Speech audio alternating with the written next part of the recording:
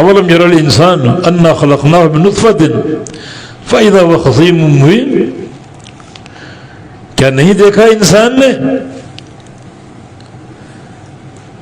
بے شک ہم نے پیدا کیا اسے من نطفہ سے، ایک حقیر قطرے سے۔ یہ بھی تمہاری قدرت کی دلیل ہے۔ اے انسان، ہڈیوں اور گوشت پوست اور چمڑے سے بنا انسان، تو کس چیز سے بنا یہ بھی تو سوچ۔ ایک حقیر قطرے سے۔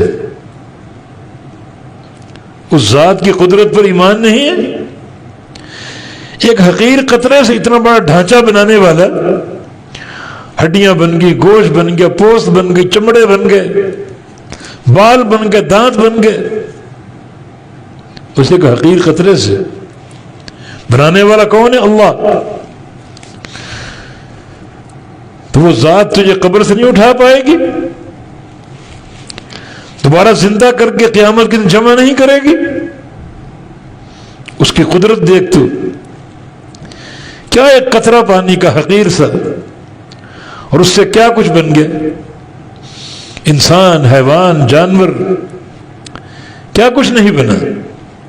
بنانے والا اللہ رب العزت ہے۔ تو اللہ تعالیٰ نے اپنی قدرت کی دلیل پیش کی۔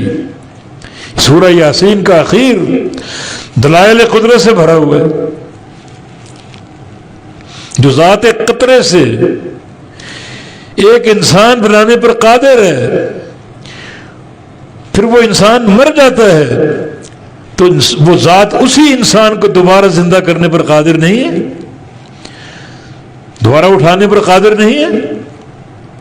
ایک ہے خلق اول اور ایک ہے اعادہ خلق۔ جو ذات خلق اول پر قادر، اور خلق اول بھی پانی کے قطرے سے ہوئی، وہ ذات اعادہ خلق پر قادر نہیں ہے، دوبارہ بنانے پر قادر نہیں ہے۔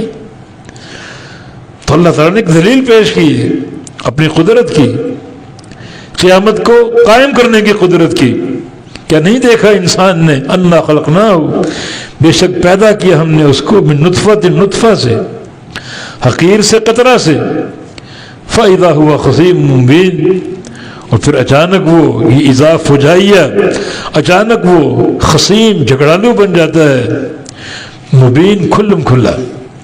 جھگڑا ہی تو ہے، ہماری وحی ہمارے پیغام کو جھٹلا رہے، جھگڑے کر رہے، نبی کو شاعر اور ساحر کہہ رہے، نبی کے سامنے سینہ تان کے کھڑا ہوا ہے، اللہ کی دلائل قدرت سے بغاوت اختیار کیے ہوئے۔ تو ہے کیا چیز؟ تیرا ابتدا اور تیرا انتہا کیا ہے؟ ابتدا ایک حقیر قطرہ، پھر موت، قبر میں دبا دیا جانا، اور تھوڑا عرصہ گزرے گا تیرا یہ جسم دوبارہ غلاظت کا ڈھیر بن جائے گا۔ یہ تیرا اختتام ہے، اور تو جھگڑا کر رہا ہے، اللہ کی آیات بینات کو جھٹلاتا ہے، شریعت سے مہادرائی کرتا ہے، نبی کی باتوں پر سینہ تان کے کھڑا ہوا ہے۔ یہ خصیم مبین، کھلم کھلا جھگڑالو، حالانکہ یہ تیری ابتدا ہے۔